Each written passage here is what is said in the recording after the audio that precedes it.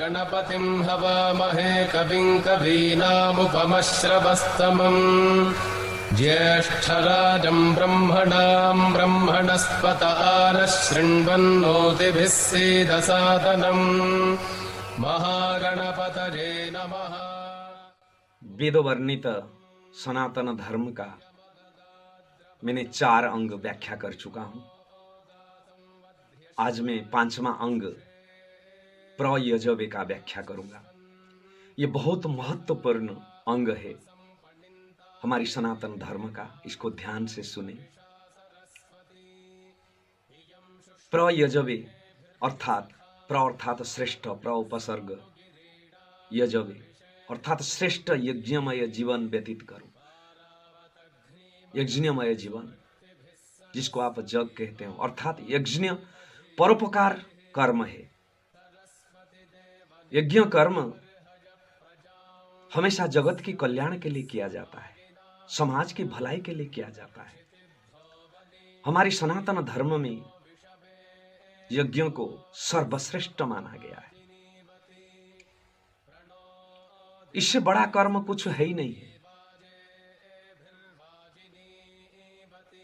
इसीलिए हमारी पहला वेद ऋग्वेद की पहला मंडल का पहला सूक्त का 4 नंबर मंत्र में कहा गया है, ओम अग्नि ए यज्ञम अध्वरम विश्वतः परिभूरसि स दिवेषु गच्छति। इसी मंत्र में यज्ञ कर्म को अध्वर कहा गया है, अर्थात हिंसा रहित जगत कल्याण कार्य को ही यज्ञ कर्म कहा जाता है। अर्थात अध्वर हिंसा रहित जगत कल्याण कर्म यज्ञ कर्म है। इसमें कहा गया हमारी जीवन यज्ञमय हो, हम परोपकार कर्म में ही लगे रहे, अपना पारिवारिक कर्तव्य संपादन करने के साथ साथ जगत कल्याण की कार्य भी करें।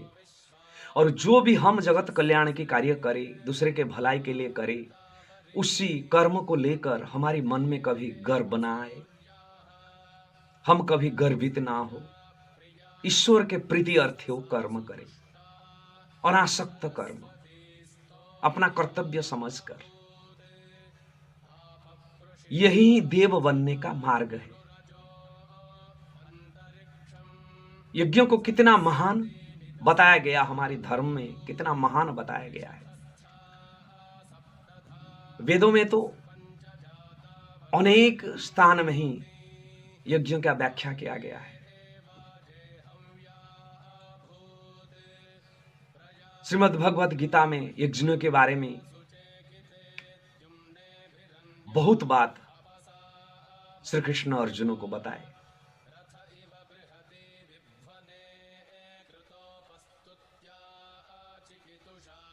आप अगर ऋग्वेद में जाओगे, ऋग्वेद का पहला मंडल का 162 नंबर सूक्त का 4 नंबर मंत्र में कहा गया, यज्ञ देवेभ्य प्रतिवेद यजन। कभी भी जन्म नहीं लेने वाला परमात्मा देवगुण विशिष्ट लोगों को यज्ञ कर्म करने के लिए ही प्रेरित करते हैं।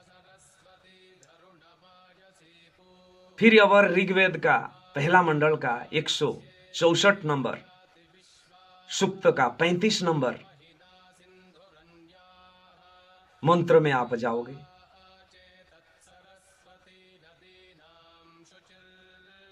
तो उसमें कहा गया है, अयम यज्ञ भुवनस्य नाभि।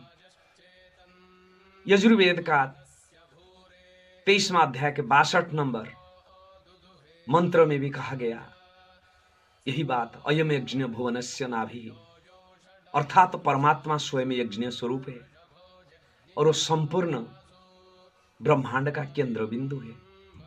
अथर्ववेद में अगर आप जाओगे,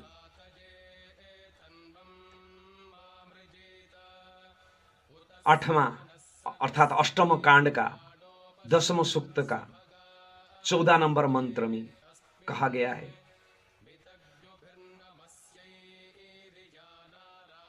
अयम यज्ञ विश्वस्य भुवनस्य नाभि, अर्थात पूरे ब्रह्मांड की केंद्र बिंदु है, यज्ञ है। आप अगर शुक्ल यजुर्वेद की ब्राह्मण ग्रंथ, शतपथ ब्राह्मण ग्रंथ और कृष्ण यजुर्वेद का तैत्तिरीय ब्राह्मण ग्रंथ में देखोगे, उसमें कहा गया यज्ञ वै विष्णु, अर्थात यज्ञ सर्वव्यापक है। महाभारत का भीष्म पर्व का 27 अध्याय का 9 नंबर श्लोक में अगर आप देखोगे, कहा गया है यज्ञ कर्मण अन्यत्र लोकयम कर्म बंधन तदर्थम कर्म कुंतेय मुक्ति संग समाचर।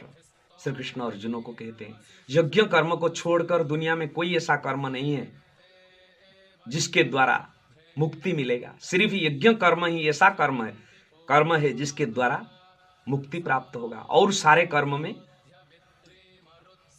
पुण्य प्राप्त होगा, मगर जन्म मरण चक्र से मुक्त नहीं होंगे। फिर वही 27 अध्याय का 15 नंबर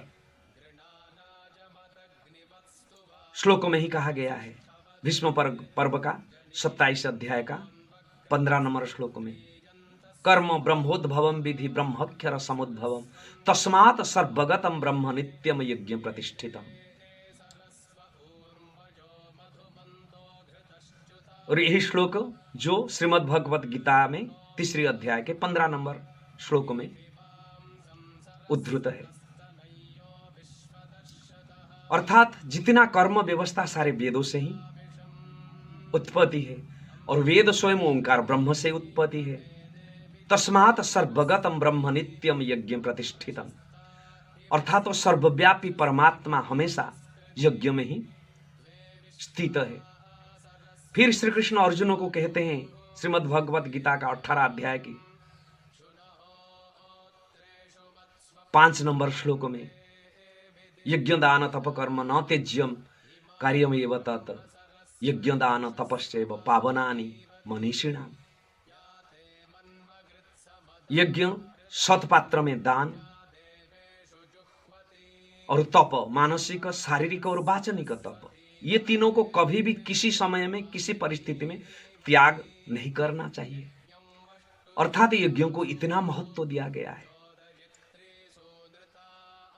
तो हमारी सनातन धर्म में भगवान सृष्टि के आरंभ में सामवेद के माध्यम से जो धर्म का 10 लक्षण, सनातन धर्म का जो 10 लक्षण बताए, उसी का 5वां लक्षण, 5वां लक्षण प्रयजवे, अर्थात यज्ञमय जीवन व्यतीत करो। प्रत्येक व्यक्ति के लिए 5 यज्ञों का ही प्रावधान किया गया, जिसको पंच महायज्ञ कहते हैं। वो पंच महायज्ञ क्या है, इसको ध्यान से सुने। प्रत्येक व्यक्ति के लिए पंच महायज्ञ क्या है? पहला यज्ञ ब्रह्म यज्ञ, दूसरा यज्ञ देव यज्ञ, तीसरा यज्ञ भूत यज्ञ या बड़ी वैष्णव यज्ञ, चौथा यज्ञ पितृमातृ यज्ञ, और 5वां यज्ञ अतिथि यज्ञ। पहला यज्ञ ब्रह्म यज्ञ के बारे में मैं व्याख्या करूंगा। ब्रह्म शब्द का अनेक अर्थ है। ब्रह्म शब्द का अर्थ ईश्वर है, ब्रह्म शब्द का अर्थ सृष्टि है, ब्रह्म शब्द का अर्थ अन्न है, ब्रह्म शब्द का अर्थ वाणी है, ब्रह्म शब्द का अर्थ ज्ञान है, ब्रह्म शब्द का अर्थ वेद है। तो इसलिए ब्रह्म का अनेक अर्थ है। तो यहां पे ब्रह्म यज्ञ का उद्देश्य है, ब्रह्म शब्द का अर्थ ईश्वर है। जब आप ईश्वर विश्वासी बनोगे, आपके अंदर आस्तिकता होगा, आस्तिक बनोगे, ईश्वर में ही विश्वास रखोगे। ब्रह्म शब्द का अर्थ वेद, ब्रह्म शब्द का अर्थ ज्ञान भी है। जब आप वेद ज्ञान को प्राप्त करोगे, अर्थात ब्रह्म ज्ञान को प्राप्त करोगे, वेद शब्द का अर्थ अन्न भी है। जब आप सात्विक अन्न ग्रहण करोगे, वेद शब्द का अर्थ वाणी भी है। जब आपकी वाणी में शिष्टता होगा, आपकी वाणी में शालीनता होगा, आपके वाणी में भद्रता होगा।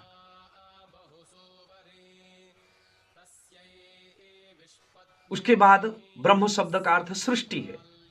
जब आप समाज का निर्माणात्मक कार्य करोगे तब आप ब्रह्म यज्ञ संपादन करोगे, लोगों की भलाई के लिए निर्माणात्मक कार्य, तब आप ब्रह्म यज्ञ संपादन करो। दूसरा यज्ञ क्या है? देव यज्ञ। ये सबसे बड़ी महत्वपूर्ण यज्ञ माना जाता है जो आजकल होता है और हमेशा होता है। देव बनने का मार्ग है ये। साधारणतः देव यज्ञ किसको कहा जाता है? जो आजकल जैसे आप सुने होंगे, लक्ष्मी नारायण यज्ञ, महायज्ञ, अति यज्ञ, विष्णु यज्ञ, महायज्ञ, अति यज्ञ, रुद्र यज्ञ, महायज्ञ, अति यज्ञ, विश्व शांति महायज्ञ, सूर्य यज्ञ, पर्जन्य यज्ञ,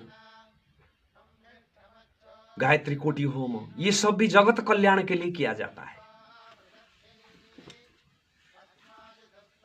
तो ये देवताओं को प्रसन्न करने के लिए भी किया जाता है, तो इसलिए इसको देव यज्ञ कहा जाता है। श्रीमद् भगवत गीता में श्री कृष्ण अर्जुन को कहते हैं, इष्टान भोगान ही वो देवा दास्यन्ते यज्ञ भविता ते दत्तान अप्रदायभ्यो भ्योंतेस्तेन एव सः। यज्ञ से जो यज्ञ भविता निकलता है, जो बाष्प निकलता है, उसी को ग्रहण करके देवता लोग प्रसन्न होते हैं, और देवता लोग प्रसन्न होने के बाद संसारी व्यक्तियों को उन्हीं का साधन सामग्री प्रदान करते हैं, आशीर्वाद करते हैं।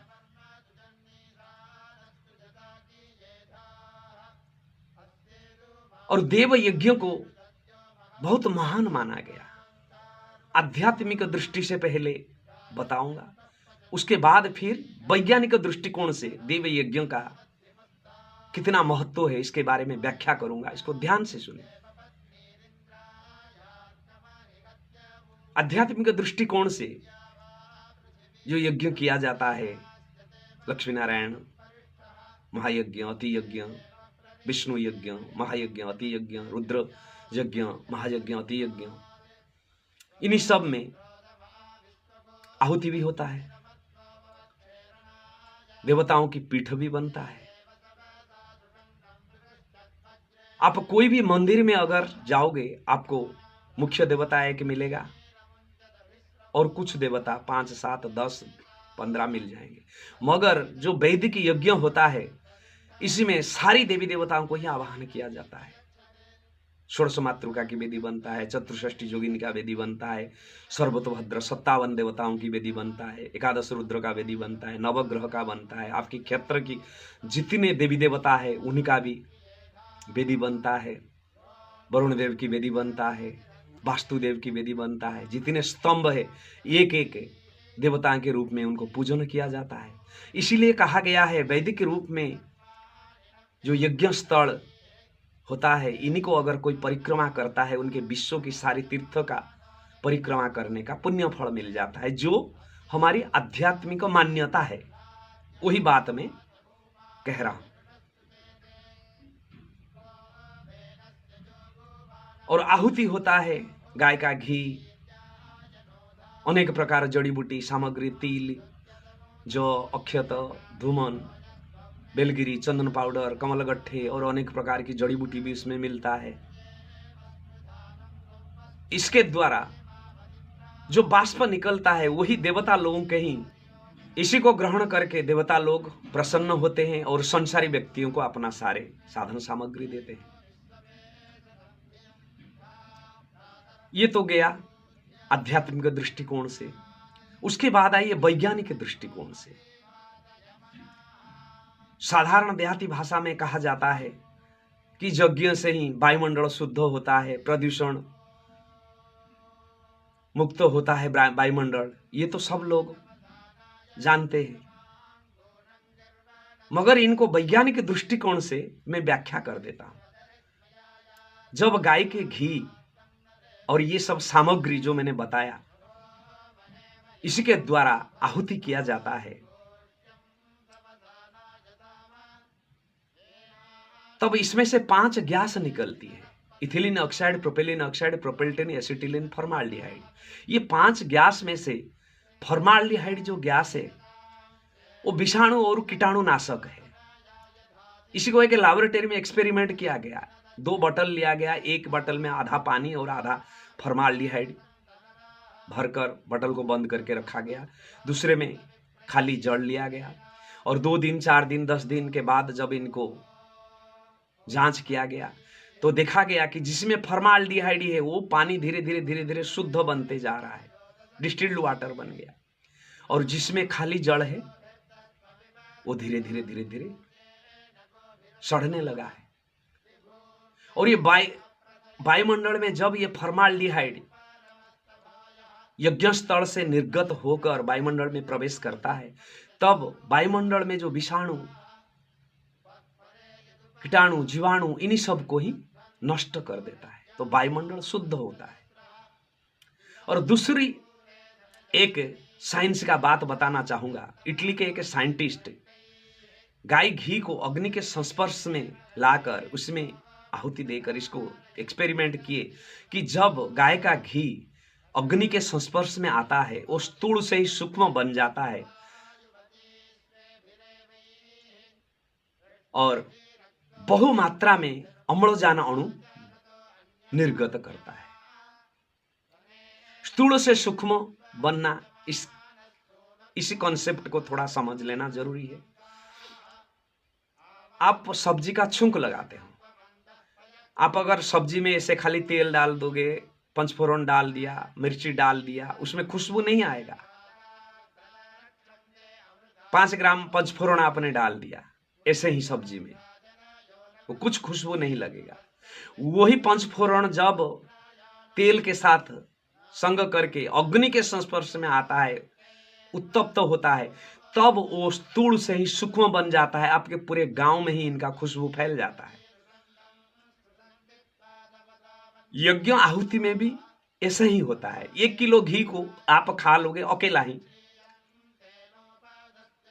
आपकी स्वास्थ्य वर्धक होगा। वही 1 किलो घी जब आहुति माध्यम में आहुति के द्वारा यज्ञ कुंडी में ही जाएगा, वो स्थूल घी से ही सूक्ष्म बन जाएगा, छोटे छोटे अणु से ही परिवर्तित होकर पूरे वायुमंडल में फैल जाएगा। इनको हजारों लोग, लाखों लोग वो वायु को अपने सांस के द्वारा शरीर में ही ग्रहण करेंगे, और जिसमें प्रचुर मात्रा में अम्लजान होता है। और अम्लजान हमारी प्राण वायु होता है। अगर कोई मरने का स्थिति, किसी का मरने का स्थिति आ जाता है तो डॉक्टर इनको ऑक्सीजन पाइप लगा देता है, वेंटिलेटर में रखकर ऑक्सीजन पाइप लगा देता है, क्योंकि ऑक्सीजन के बिना, अम्लजान के बिना हमारी जीवन प्रक्रिया कभी भी संभव नहीं है। तो घी जब अग्नि के संस्पर्श में आता है, 10 ग्राम घी से लगभग 1 लाख से ज्यादा अम्लजान अणु निकलता है। ये इटली के एक साइंटिस्ट जी.ई. ब्रिट गॉड का ही एक्सपेरिमेंट की बात कह रहा हूं, और जिसी को हमारे ऋषि मुनियों ने करोड़ों साल पहले ही जानते थे। विज्ञान आजकल इनको जानता है। इसीलिए घी का दीपक जलाने का हमारे घर में प्रावधान है। शाम होने पर दरवाजा में घी का दीपक जलाते हैं, क्योंकि अम्लजान निकलकर हमारी बेडरूम में जाएगा, हमारी किचन में जाएगा, बच्चों की पढ़ाई के घर में जाएगा, जिसके द्वारा हमारी स्वास्थ्य वृद्धि होगा। वो ऑक्सीजन, वो अम्लजान हमारे लिए स्वास्थ्य वर्धक होगा। और एक चीज आपको मैं कहना चाहता हूं, आजकल जो सबसे बड़ा संकट है ग्लोबल वार्मिंग। ग्लोबल वार्मिंग के कारण ये धरती पर तापमात्रा बढ़ते जा रहा है, जिस कारण से पर्वत के ऊपर जो ग्लेशियर से जो बर्फ खंड है वो पिघल रहा है। अगर इसी हार से ही पिघले, इसी मात्रा में अगर पिघलता रहे, कुछ साल के बाद वो बर्फ भी समाप्त हो जाएगा और सारे नदियां सूख जाएगा, हमको जल नहीं मिलेगा, जल का स्तर नीचे चला जाएगा। इसका कारण क्या है? हमारी धरती से जितना ऊपर ऊपर जाओगे बहुत सारे स्तर मिलता है, बहुत सारे बड़े मिलता है, लेयर जिसको कहते हैं। Biosphere, stratosphere, troposphere, lithosphere, ionosphere, ये जैसे सब बड़े होता है उसी तरह के एक ओजोन स्फीयर भी होता है सबसे ऊपर। ये ओजोन बड़े का क्या काम है? सूर्य से एक बड़ी खतरनाक रश्मि आता है जिसको अतिरंजित रश्मि कहा जाता है, जिसको अल्ट्रा वायोलेट रे कहा जाता है। वो अतिरंजित रश्मि अगर धरती पर आ जाए और हमारी शरीर में वो प्रवेश कर जाए तो हमारी शरीर में ही सारे नस, नाड़ी, सिरा प्रसिरा, मांस सब गल जाएगा, कैंसर हो जाएगा। उसी को ओजोन लेयर सोख लेता है और ओजोन लेयर अभी धीरे धीरे धीरे धीरे खत्म हो रहा है। और ओजोन का मॉलिक्यूलर फार्मूला O3 है और ऑक्सीजन का मॉलिक्यूलर फार्मूला O2 है। और इसी यज्ञ के माध्यम से जब O2 निकलकर, अम्लजान निकलकर, गर्म अम्लजान कुछ तो वायुमंडल के निचले स्तर में रहेगा और कुछ निश्चित रूप से ऊपर जाएगा, वो जाके ओजोन लेयर को मरम्मत करता है। और ये जो यज्ञ है वो कितना महान आप समझिए। और आजकल की पढ़े लिखे मूर्ख इसी यज्ञ का कॉन्सेप्ट को ना जानकर इसका मजाक उड़ाते हैं, कहते हैं अरे घी को बेफालतू में जला देते हो, खा लेने से कितना अच्छा होता, खा लेने से तो एक व्यक्ति, दो व्यक्ति का ही भला होगा, मगर वही घी के द्वारा लाखों लोगों की भला होगा। तो कौन सा कार्य महान है आप लोग सोचिए।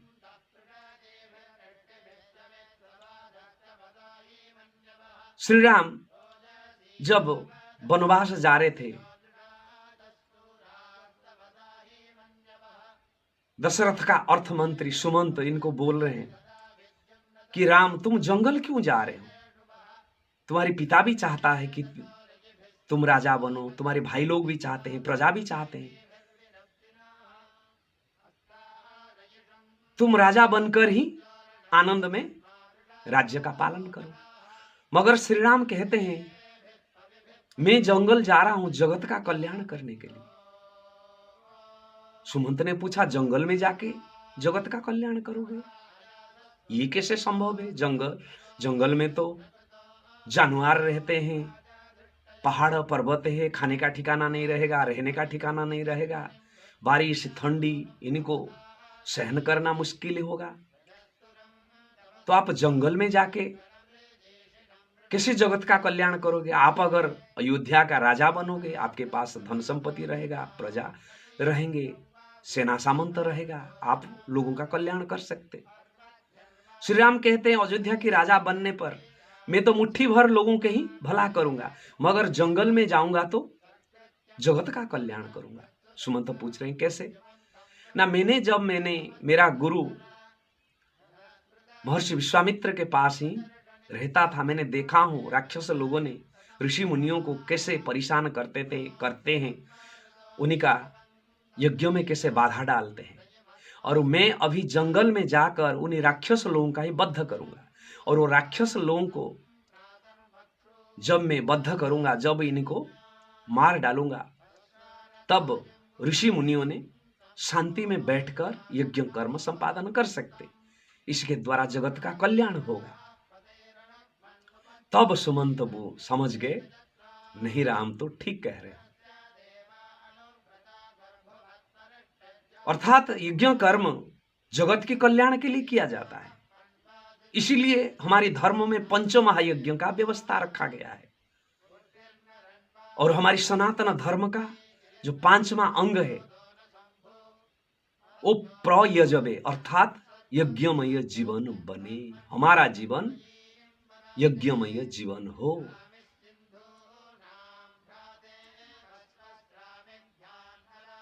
उसके बाद आइए भूत यज्ञ या बलिवेश नर यज्ञ।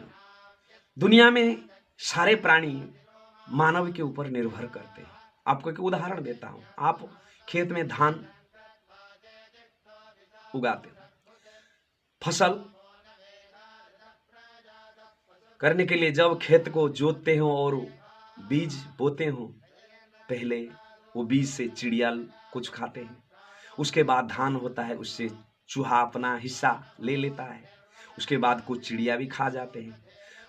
घर पे जब लेकर आते हो, कुछ भूखे प्यासे उनको भी खाना खिलाते हो, कुछ शस्य धर्म कार्य में भी लगाते हो। तो इसलिए मानव एक ऐसा प्राणी है, वो सबका पेट भरता है। तो जब अपने खाद्य से थोड़ी बहुत दूसरे जीव को खिलाओगे, इसके द्वारा भूत यज्ञ या बलि वैष्णव यज्ञ का फल आपको मिलेगा।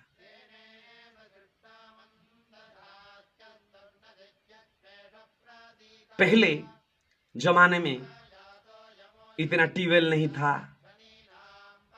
नल जल का व्यवस्था नहीं था, बड़े बड़े तालाब होता था, हर गांव में बड़े बड़े तालाब होता था, और घर की बहू बेटियां जितने झूठा बर्तन है वो सब तालाब में ही धोते थे। ये कि व्यवस्था था, सारे लोग अपना भोजन समाप्त करने से पहले थोड़ी सी अन्न छोड़ देते थे वो थाली में। इनके पीछे एक महान कारण था। इनका कारण यही था कि जब उनके झूठा बर्तन तालाब में अपने बेटी या पत्नी या माता जी के द्वारा धुला जाएगा, उसमें जो अन्न है वो जड़ में जाएगा और उसको जड़चर जीव अपने खाद्य के रूप में ग्रहण करेंगे। कितना महान उद्देश्य आप समझ लीजिए।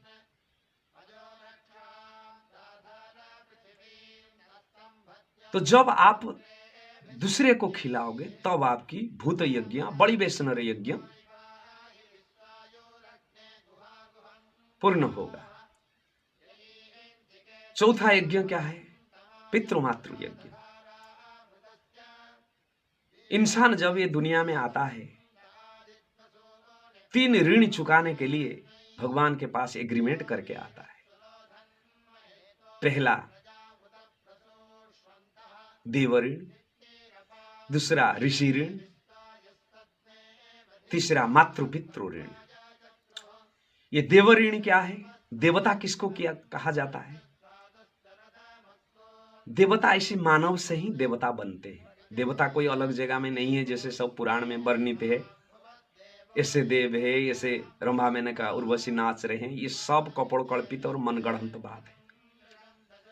देवता शब्द का अर्थ ददाति इति देवः, जिसके अंदर हमेशा देने की भावना होता है, जिसके अंदर हमेशा त्याग की भावना होता है, उसी को ही देवता कहा जाता है। तो इसीलिए देव ऋणी तब आप संपादन करोगे जब आपके अंदर त्याग की भावना रहेगा, हमेशा दूसरे को देने का भावना रहेगा, तब आपके देव ऋण चुकेगा। ऋषि ऋण, ऋषि किसको कहा जाता है? ऋषि शब्द का अर्थ ऋषिभ्य मंत्र द्रष्टारः। मंत्र सिर्फ वेदोवाणी को ही मंत्र कहा जाता है। वेदोवाणी को मंत्र कहा जाता है। उपनिषद, स्मृतियां, ब्राह्मण ग्रंथ और षड दर्शन शास्त्र, इसी वाणी को सूत्र कहा जाता है। महाभारत, रामायण, 18 पुराण, श्रीमद् भगवद गीता, इसी सब को श्लोक कहा जाता है। रामचरितमानस, रहीम का दोहा, कबीर का, इसको दोहा कहा जाता है। तो इसीलिए जो वाणी वेदों में वर्णित है वही ही सिर्फ मंत्र है। तो ऋषि शब्द का अर्थ ऋषिभ्य मंत्र द्रष्टारः, अर्थात जो वेद ज्ञान को प्राप्त किए हैं, जो वे मंत्र दृष्टा होते हैं, वो ऋषि होते हैं। तो इसलिए ऋषि ऋण तब चुकेगा जब तुम ज्ञान अर्जन करोगे और ज्ञान को बांटोगे, तब ऋषि ऋण चुकेगा। इसीलिए वेदों में भगवान कहते मन्युर भव, ज्ञानी बनो।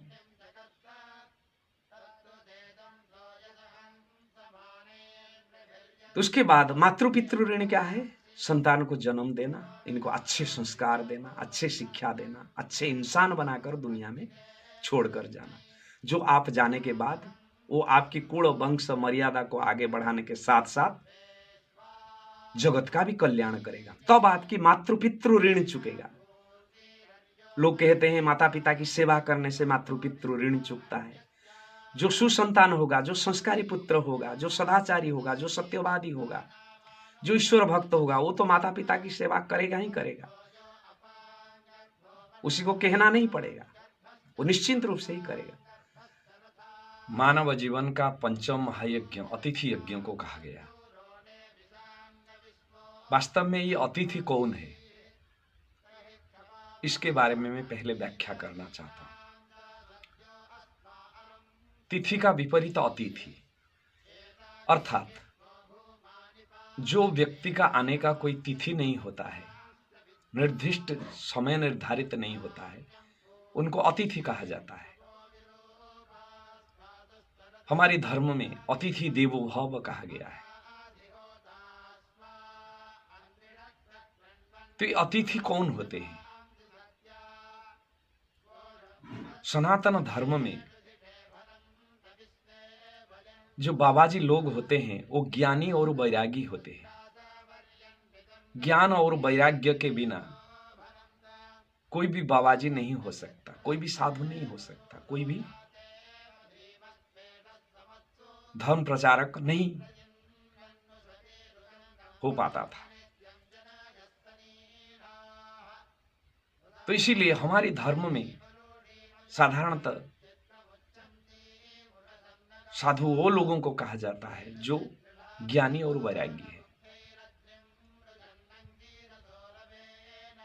वो लोग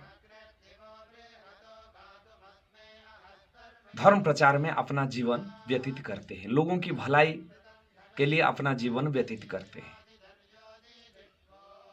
पहले समय में अनेक साधु संत गांव गांव घूमकर धर्म प्रचार में लगे रहते थे, संपूर्ण निस्वार्थ रूप में। क्योंकि वो जो बाबाजी लोग होते थे वो ज्ञानी होते थे और वैरागी भी होते थे, गृहत्यागी होते थे। तो उन्हीं का उद्देश्य धर्म प्रचार और जगत कल्याण था। यही उन्हीं का जीवन का परम उद्देश्य था। तो ये जब गांव गांव घूम घूम कर धर्म प्रचार करते थे, कौन से गांव में कब आ जाएंगे किसी को भी पता नहीं होता था, इसीलिए उनको अतिथि कहा जाता था। जिस गांव में शाम हो जाता था वो साधु सन्यासी उसी गांव में रहते थे, उसी गांव में सत्संग करते थे, लोगों की परेशानियां का समाधान करते थे। फिर सुबह होने पर दूसरे गांव के लिए निकल पड़ते थे। इन लोगों की ये काम निस्वार्थ कर्म था। उन्हीं के त्याग के लिए, उन्हीं के निस्वार्थ कर्म के लिए, उन्हीं के ज्ञान और वैराग्य के लिए करोड़ों साल से समाज में लोग इनको पूजा करते आए, उनका सेवा करते आए। तो इसीलिए जो लोग धर्म प्रचार में लगे हुए हैं, जो समाज के कल्याण के लिए लगे हुए हैं, उनका अगर सेवा करोगे तो अतिथि यज्ञ कहलाएगा।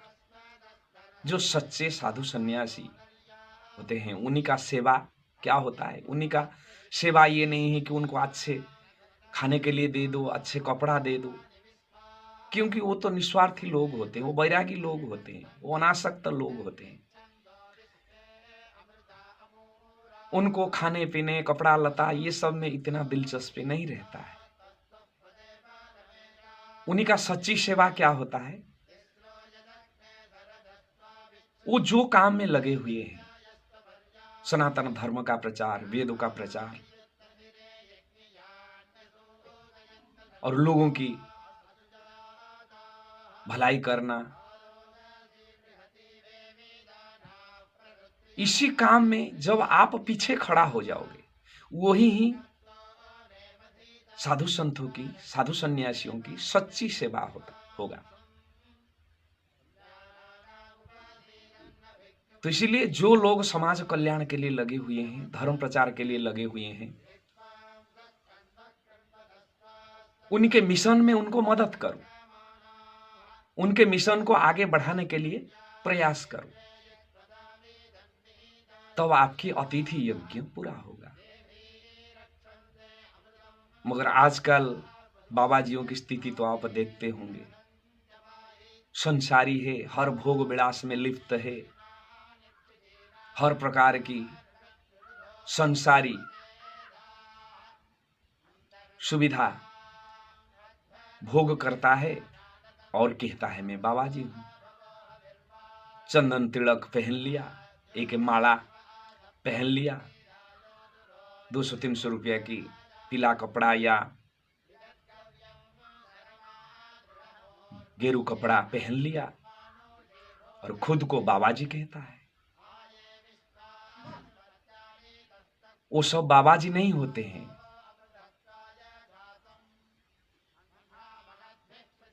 वो कोई साधु सन्यासी नहीं होते हैं। उन्हीं लोगों को अपने से मतलब रहता है। तो इसीलिए साधु सन्यासी मतलब ज्ञानी और वैरागी होना परम आवश्यक है। ये दोनों चीज अगर आप जिसमें नहीं देखते हो, इनको कभी भी साधु सन्यासी या बाबा जी मत समझना।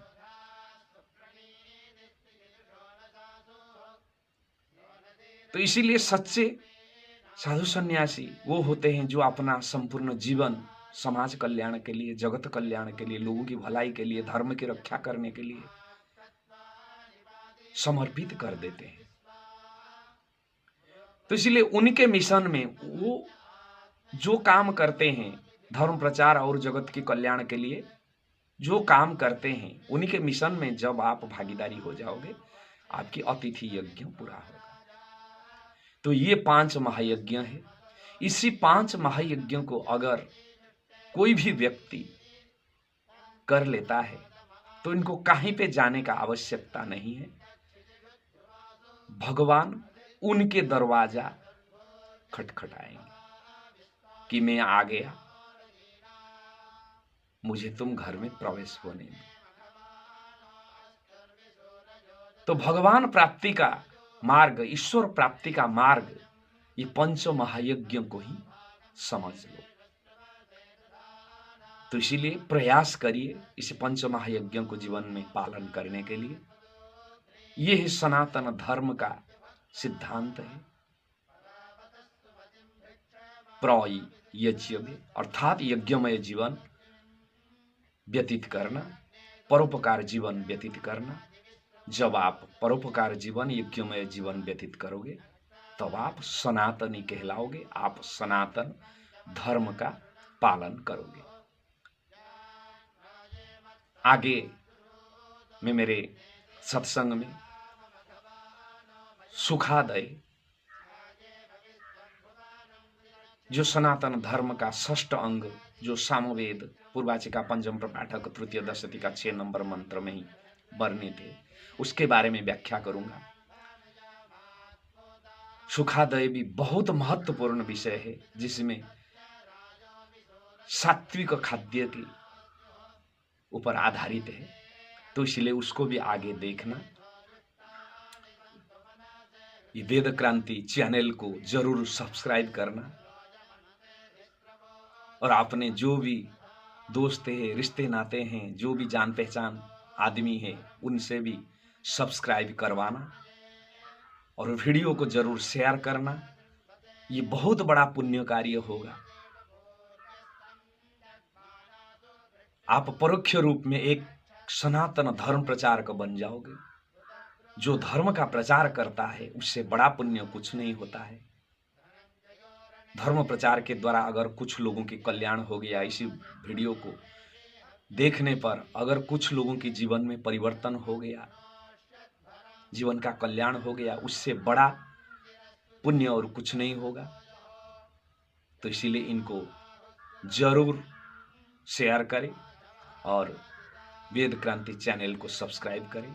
ओम नमो नारायण।